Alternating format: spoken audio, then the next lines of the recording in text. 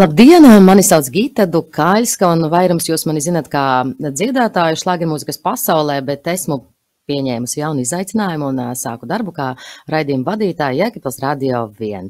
Šodienas raidījuma viesi – Veselības ministrijas parlamentāra sekretārs Artjoms Uršuļskis un Zāļu valsts aģentūras eksperte Dace Perse. Šodienas raidījumā runāsim par zāļu cenu reformu. Kāds ir zāļu cenu noteikšanas reformas mērķis? Labdien! Būtībā ir tā, ka mēs Veselības ministrijā veicām vairākus pasākumus, lai uzlabotu zāļu pieejamību pacientiem 2024. gadā. Būtiskākie no tiem, ka bija pieņemts tās īstenībā vēsturisks lēmums palielināt kompensācijas apjomu par tām zālēm, kas iedzīvotājiem bija līdz šim kompensētas 50% apmērā līdz 75% apmērā. Tas nozīmē tiešais ietaupījums iedzīvotājiem aciņu par šīm zālēm. Tāpat mēs ievērojami palielinājām finansējumu kompensējumām zālēm, tur iekļāvām daudz jaunu zāļu, paplašinājām arī diagnožu klāstu un arī parisinājām jautājumu ar individuālām kompensācijām tajos gadījumos, kad pacienti izkrīt ārā no sieta, viņiem piedāvā individuālos risinājumus. Iepriekš šis limits bija 14,000 eiro gadā, tagad ir 30,000 eiro gadā, būtībā dubultojām. Bet droši vien galvenā sadaļa bija tieši cenu reforma, piecenojuma reforma. Galvenais mērķis ir samazināt gala patērētājiem zāļu cenas vismaz par 15–20% tam zāļu segmentam, kas ir dārgākais. Tās ir tās zāles, kas ir kuru cena ir sākot no 5 eiro un uz augšu. Mēs saņēmām līdz šim diezgan daudz iedzīvotāju sūdzību par to, ka zāles ir dārgākas nekā kaimiņu valstīs, un daudz iedzīvotāju arī nevar atļauties nopirkt visas tās zāles, ko viņiem izraksta, un līdz ar to nepabeidz savu uzsākto ārstniecības kursu.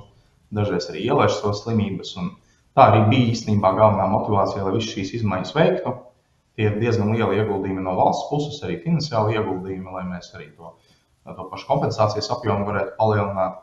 Bet beigās rezultāts, ko mēs jau tagad redzam un ko mēs redzam nākotnē, ir iedzīvotājiem aciņos. Tas, laikam, īsumā par to galveno mērķi. Jā, bet kāpēc reformas sākumu atlikāt līdz šim gadam? Sākumā bija iecerēts, ka tā sāksies pērnā gada pēdējos mēnešos. Jā, bija iecerēts, ka sāksies 2024. gada 1. novembrī, bet, protams, ka šīs izmaiņas ir īstenībā ļoti lielas visiem, gan Veselības ministrijai, gan arī vislielākās ir aptiekām un arī lieltirgotavām. Man liekas, 20 gadus nekas nebija mainīts šajā uzcenojuma sistēmā, un visi iepriekšējās sistēmas, un tad mēs diezgan daudz arī runājām ar visiem iesaistītajiem, ar aptiekām, gan ar lielajiem tīkliem, gan ar individuālām aptiekām, ka viņiem vienkārši vajag vairāk laika, lai viņi var sagatavoties. Un tas bija tāds kompromiss panākts ar nozari, ka mēs iedodam papildus 2 mēnešus, lai visi ir gatavi un var sākt no jaunā gada, no 1. janvāra, strādāt jau ar tiem jaunajiem piecenojumiem. Bet vai esat sasnieguši iecerēto, vai ir mainījušās recepšu kompensējumu zāļu cenas? Jā, šobrīd tiešām mēs saņemam ļoti daudz pozitīvas ziņas par cenu izmaiņām, gan par konkrētām zālēm, kuras ir samazinājušās ievērojami. Tīpaši tajā zāļu segmentā, kas maksā varbūt 10 eiro, bija iepriekš maksājuši 20 eiro, 40 eiro, 50 eiro. Šajos segmentos ir ievērojami samazinājumi. Ir jau mums konkrēti gadījumi, kad mēs redzam, ka, piemēram, ir populāras zāles pret asinsspiedienu, kas maksāja decembrī ap 40 eiro, tagad janvārī maksā ap 30 eiro.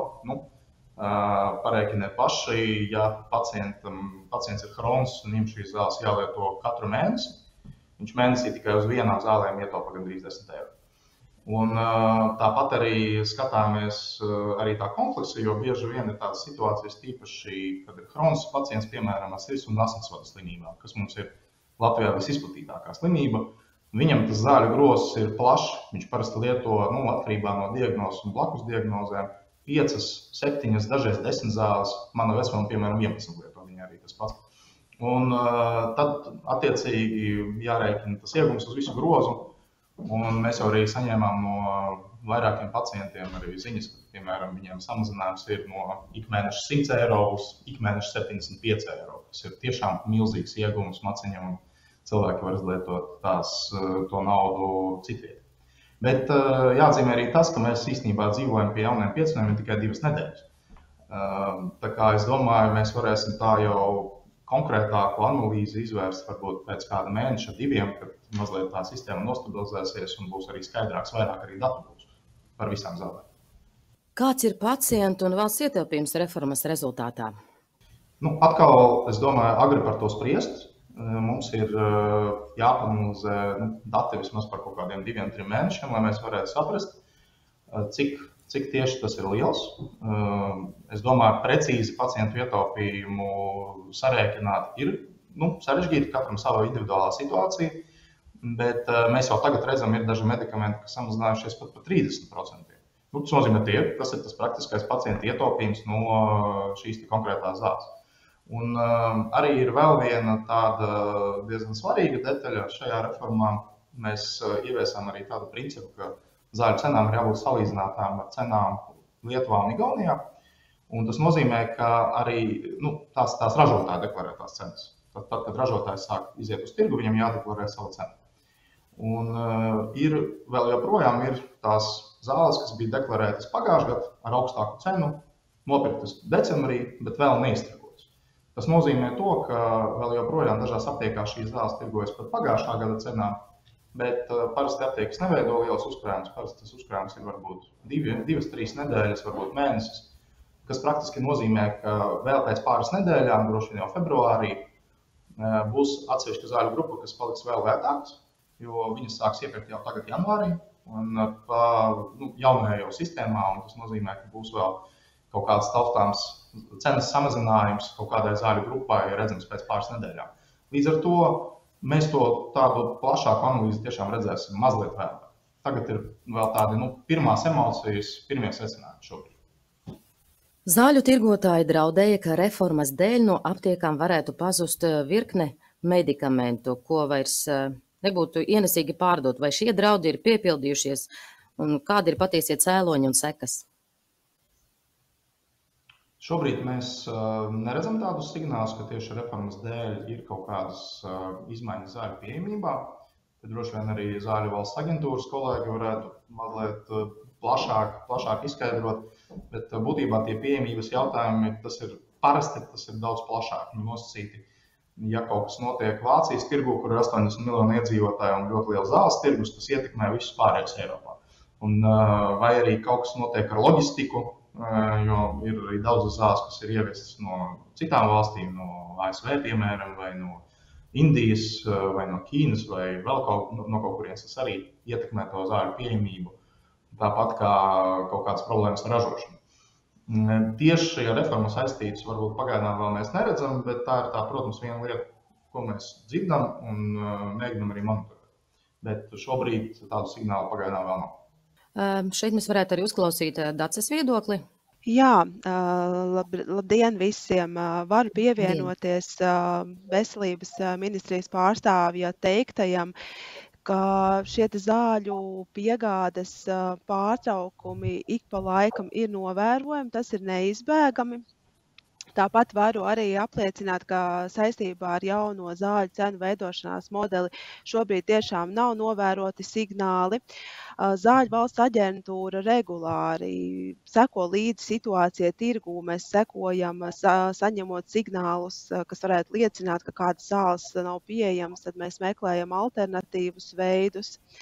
Kas piemēram, ir saskaņojot zāļu izplatīšanu citas Eiropas valsts tirguma paredzētos iepakojumos, protams, nodrošinot attiecīgi šo zāļu marķējumu latviešu valodā un pievienot arī zāļu instrukciju latviešu valodā. Tad šis ir viens ceļš, ko mēs izmantojam un šajās situācijās ļaujam izplatīt iepakojumus, kas sākotnēji nav paredzēti Latvijas tirgumu, kā arī meklējam ceļus, kādā nodrošināt, piemēram, nereģistrētu zāļu piegādi Latvijā. Šobrīd tiešām šie signāli nav saņemti un arī papildinot jau kolēģa minēto, tad tiešām šie piegādes traucējumi bieži vien ir saistīti ne tikai ar situāciju mums Latvijā, bet bieži vien tas ir saistīts ar faktoriem, kas nav atkarīgi no mums. Tad tās ir gan ražošanas problēmas, gan kādas ar piegādi saistītas problēmas, un tas parasti skar ne tikai Latviju, bet arī plašāk citas Eiropas valstis. Mēs arī kā Latvijas zāļu valsts aģentūra aktīvi sadarbojamies ar Eiropas zāļu valsts aģentūru un esam iesaistījušies dažādās darba grupās, kas nodarbojas ar šo zāļu pieejamības jautājumiem. Tā kā teikt, mēs turam roku uz pulsa un attiecīgi reaģējam uz jebkuriem signāliem par iespējamām zāļu piegādes problēmām. Un arī no savas puses vienmēr aicinām gan iedzīvotājus ziņot par šīm piegādes problēmām, gan arī farmaceitus ziņot par piegādes problēmām, tāpat arī ārstniecības personas, jo tikai saņemot šos signālus, mēs varam arī attiecīgi pietiekoši ātri reaģēt un izvairīties no situācijām, kad ir šie zāļu pieejamības pārtraukumi. Kritizēta pārmaiņa ir jaunā apkalpošanas maksa par vienu recepti 75 centi no pircēja un 75 centi no valsts. Kāds bija pamatojums tās piešķiršanai zāļu tirgotājiem? Bija ļoti plašas diskusijas ar aptiekām, kā mainās viņu dzīve ar jauniem piecinojumiem.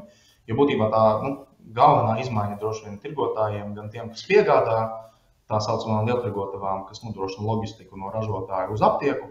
Un aptiekām galvenā izmaiņa tas, ka mēs ievērojami samazinājām to piecinojumu, ko šajos posmos var šie komersanti uzlikt uz katru zāļu iepakojumu.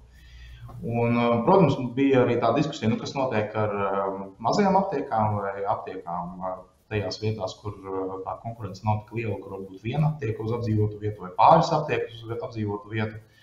Un tāpat arī diskutējām ar farmaceitiem, kā varbūt varam mēs to farmaceitu lomu pastiprināt un izcelt. Un beigās nonācām pie tā, ko arī gribēja savā ziņā aptiekas, lai viņi saglabā savu iespēju, saglabā savu konkurētspēju, ka viņiem apmaksā šo maksu par recepšu apkalpošanu. Tā ir tāda prakse, kas ir, nav unikāla. Teiksim, mūsu kaimiņiem Igaunijā arī šāda prakse pastāv. Tiesa gan tur pacients maksā daudz vairāk.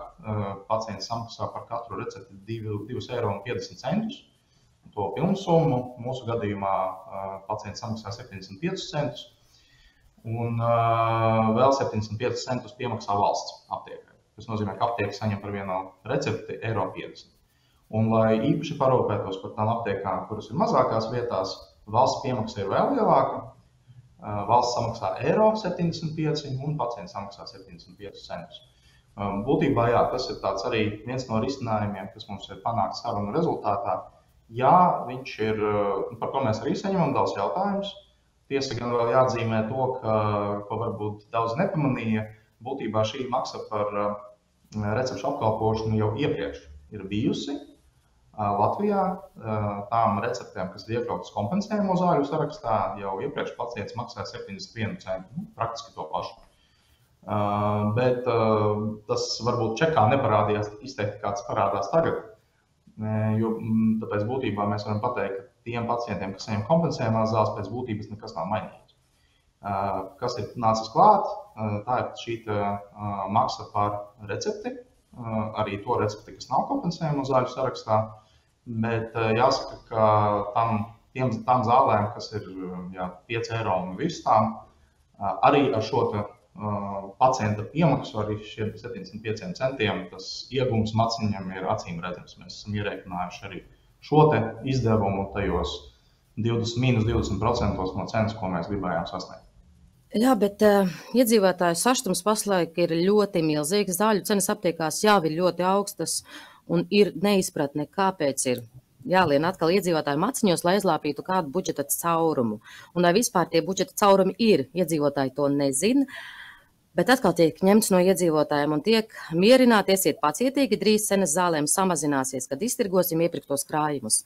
Kas jums šai sakarā sakāms? Cenas zālēm mēs jau redzam, kā viņas ir samazinājušās un ļoti ievērojami samazinājušās. Un mēs arī saņemam konkrētas ziņas no iedzīvotājiem, gan zvanus, gan ēpastus, gan ierakstus sociālos tīklos ar konkrētiem piemēriem, cik iedzīvotāji ietaupa arī ar visu šo farmacētu maksu. Ir arī jāsaprot tas, kāds ir tas gala ieguvums pacientam. Jā, tu atnākot uz aptieku, tu vari nopirkt, teiksim, 5 medikamentus, piemēram, un samaksāt par katru medikamentu šo farmacētu maksu, kas ir 75 centi.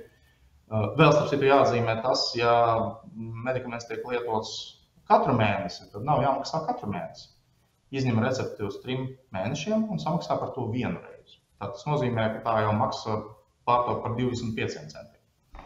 Jā, bet beigu beigās, jā, mēs varam samaksāt par 5 receptēm, bet ja mums tas gros ir tāds, kur ir zāles, kas maksā 5, 10, 15, 20 eiro, kas būs atklāt lielākā daļa zāļu tāds arī ir, un pat dārgāks, mēs beigās ar to reformu iegūstam maciņā daudz vairāk, jo šīs zāles ir kļuvušas manām lētākas, un arī nedaudz vēlāk kļūst vēl lētākas. Ir arī novērojumi, kā, piemēram, uzturbagātinātāji, kuri maksāja, piemēram, 30 eiro, pašlaik maksā 40. Vai nav tā, ka aptiekas mēģina kompensēt šo visu? Nē, protams, uzturbagātinātāji tās nav zāles, sāksim ar to. Uzturbagātinātāji nav ne kompensējamo zāļu sarakstā, ne recepšu zāļu sarakstā, un būtībā mēs Veselības ministrijā ieteiktu ļoti izvērtēt, vai vispār ir jālieto uzturbagātinātāji un ko tie dod. Ja ir ārsta ieteikums, jā, to var darīt, bet pašiem uz savu iniciatīvu mēs tiešām neiesakām to darīt, jo tās nav zāles. Uzturbagātinātāji tas ir atsevišķi produkts. Un vēl viena lieta, ko nepieminēju tieši par zāļu cenām, arī Zāļu valsts aģentūra, ko mums ziņo par to, kas ir viņu sistēmā reģistrēts un ir saskaitīts. Jau ir vairāk nekā 3000 zāļu iepakojumi, 3000 dažādu zāļu, kurām šogad cena ir samazinājusies, salīdzinot ar pagājušo gadu. Un tas ir ievērojami. Un tas ir tas, ko mūsu iedzīvotāji lieto ikdienā, kroniskie pacienti, kuru ir diezgan daudz, un arī tie pacienti, kas, piemēram, ziemas sezonā saslimst ar kādu infekcijas slimību, viņiem vajag antibiotikas lietot. Visām šiem zālēm ir reāls cenas samazinājums, kas ir gan reģistrēts Zāļu valsts aģentūrā, gan redzams fiziski aptiekās. Dace, varbūt jums piebilstams kaut kas šajā sakarā. Ja mēs salīdzinām, piemēram, kaimiņu valstis, zāļu cenas tur ir krietni lētākas nekā Latvijā. Ar ko tas ir izskaidrojums, vai nav tā, ka mūsu Latvijas aptiekas mēģina nopelnīt vēl vairāk? Jā, šobrīd jau arī kolēģis no Veselības ministrijas minēja, ka varbūt vēlreiz es uzsvēršu tās izmaiņas, kas tiešām ir šobrīd no 1. janvāra stājušās spēkā. Tad pirmkārt atbildot uz jūsu jautājumu par zāļu cenām kaimiņu valstīs, Lietuvā un Igaunijā, tad pirmās būtiskās izmaiņas no 1. janvāra tieši skar šo jautājumu, tad no 1. janvāra zāļu ražotāja deklarētā cena Latvijā nevar būt augstāka kā attiecīgo zāļu deklarētā cena Lietuvā un Igaunijā.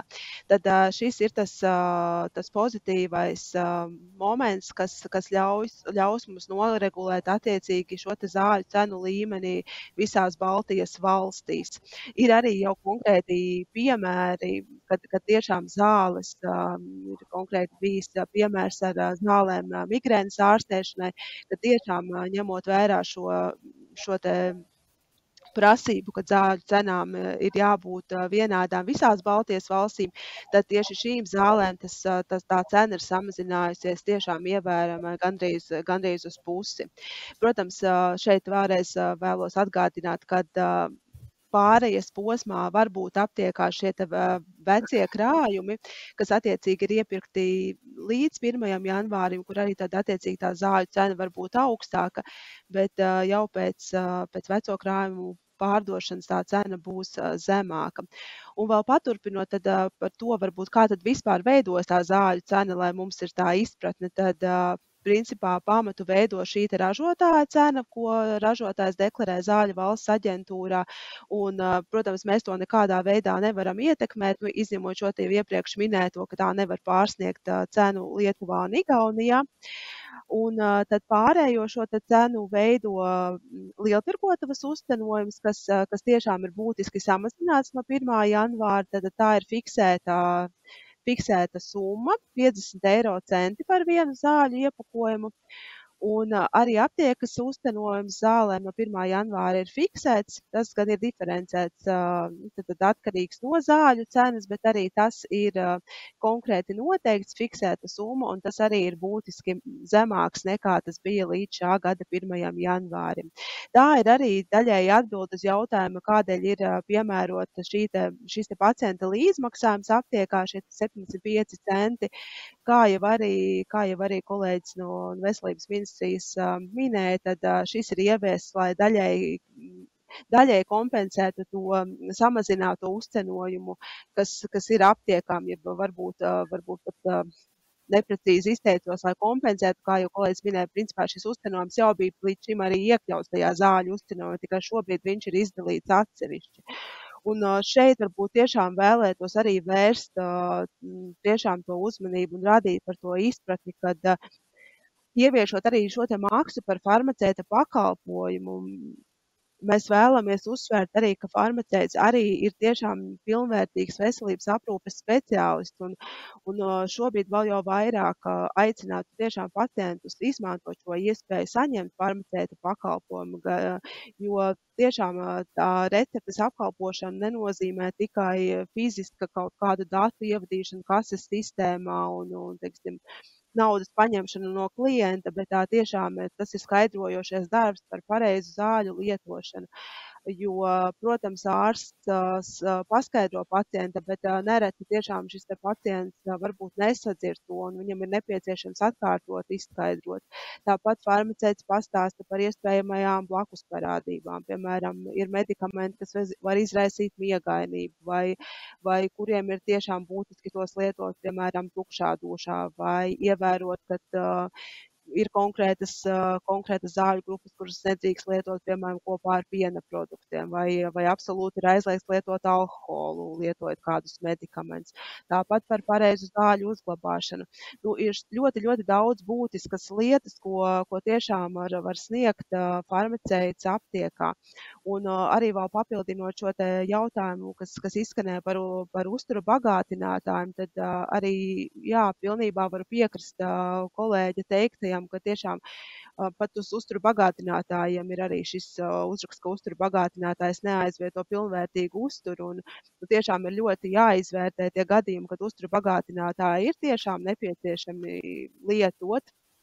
Un šajā gadījumā arī principā farmaceits var sniegt padomu par nepieciešamību tos lietot, bet jā, tieši vēlreiz uzsverot, ka zāles ir tā grupa, tieši recepšu zāles ir tā grupa, ko mēs nevaram izvēlēties lietot vai nelietot, un jaunais zāļu cenu veidošanas modelis tiešām primāri ir veidots, lai kopumā samazinātu šo zāļu cenu, skatoties arī uz to zāļu grozi, un tādā veidā arī padarīt pieejamākas tieši šīs recepšu zāles, kuru lietošana, protams, ir vitāli svarīga pacientiem. Paldies! Radio 1 rīcībā ir aptiekas klientes atsūtīts receptes attēls, kuras 75 centi papildu maksa ir uzlikta 2 reizes, proti nevis par recepti, bet par katru tajā izrakstīto vienu un tā paša medikamenta iepakojumu. Kā tas, jūsuprāt, skaidrojums un ko pacientei vai citiem līdzīgā situācijā vajadzētu darīt? Ir gan jāskatās, būtu ļoti labi redzēt to čeku, lai mēs varētu vispār saprast, par ko iet runa, jo tā tam nevajadzētu būt. Ir ļoti skaidri norādīts likumdošanas aktos, kā ir piemērojama šī maksa par farmaceitu pakalpojumu. Iespējams, tur ir kaut kāda kļūda no aptiekas vai neprecizitāte, nezinu, jo ir jāraksta tas čeks, lai varētu mēs spriest konkrēti. Bet, ja tas čeks ir, mēs viņu esam redzējuši, ko ar viņu darīt? Kā tieši tur ir ierakstīts, ja jūs varētu varbūt atkārtot? Maksā 75 centi, papildus ir uzlikta 2 reizes, proti nevis par recepti, bet par katru tajā izrakstīto vienu un to pašu medikamentu? Tā tam tiešām nevajadzētu būt. Mēs ieteiktu šai pacientei vērsties pie veselības inspekcijas, kas ir kontrolējošā iestāde, un tad attiecīgi veselības inspekcija varēs šo jautājumu ar konkrētu aptieku visticamāk arī atrisināt. Jo šis izklausās kā tiešām nepareizi piemērots maksa par farmaceitu pakalpojumu. Tādam nevajadzētu būt. Jā, nu jau kāds laiks ir pagājis. Kas vēl būtu jāmaina un jāuzlabo reformā? Vēl laiks ir pagājušas 2 nedēļas. 2 nedēļas, jā. Reforma ir stājusies spēkā. Es domāju, tiešām ir ļoti agri spriest, vai un ko būtu jāmaina reformā. Mēs šobrīd plānojam, protams, jau mēneša beigās būs tādi pirmie tāda lielāka, plašāka dati, kad mēs varam pāanalizēt jau precīzāk un plašāk. Jau tagad viņi ienāk, bet varbūt mēneša beigās būs tāda pirmā analīze, kā izmainījās tās cenas. Bet es domāju, ka mēs varam tā jau konstruktīvāk par to runāt kaut kad pavasarī, droši vien aprīlī, maijā, kad mēs redzēsim datus par pirmo šī gada ceturksni. Un varēsim arī jau precīzāk paskatīties, kā mainās vai nemainās aptieku apgrozījums, kas vai ir novērotas vai nav novērotas problēmas ar piegādēm tieši dēļ reformas, kā mainās kaut kādi citi aspekti. Un tad tiešām būs tas pirmais brīdis, kad varēs tā objektīvi un ar datiem apsēsties un padomāt, vai ir kaut kas ir maināms un nemaināms. Mēs esam atvērti. Mēs esam atvērti kaut kādām iespējamām papildus izmaiņām, bet mēs tiešām to negribam darīt kaut kā emocionāli bez pieejamiem datiem. Tur tiešām ir, mēs plānojam paskatīties uz tiem rezultātiem, bet nedaudz tādā plašākā posmā, vismaz 3 mēnešu griezumā. Jā, paldies par sarunu, un šis bija raidījums Bez robežām, kurā šodien runājām ar Artjomu Uršuļski un Daci Persitāku. Uz tikšanos nākamajā raidījumā.